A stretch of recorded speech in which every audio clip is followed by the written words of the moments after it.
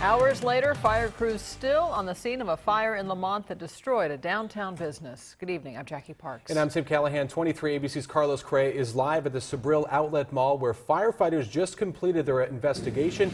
And now we're getting a look inside. Carlos. Because the fire was so big, crews remain on the scene for most of the evening just as a safety precaution. But if we walk around this debris, you can see that the ceiling has caved in. The wall no longer exists. There's a lot of glass on the floor as well as light fixtures. And as you can see, part of the building of this family-owned business is now laying on its parking lot. Chad Patton and his wife almost didn't make their usual evening stroll down Main Street in Lamont. Oh, it's kind of spooky.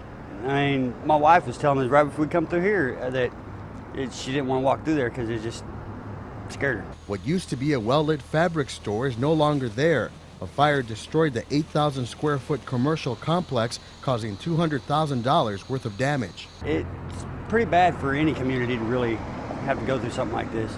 But most of the kids around here like to go in there and shop.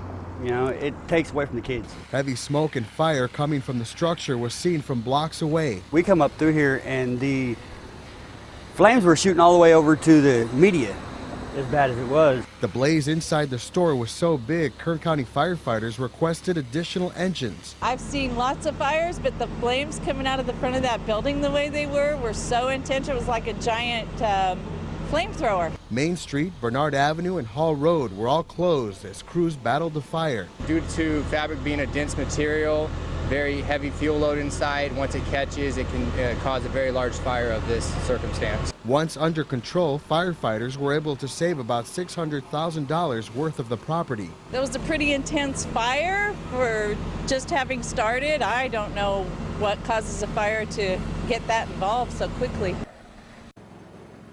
It could take several weeks before a cause is announced, but fire officials tell me that luckily nobody was hurt.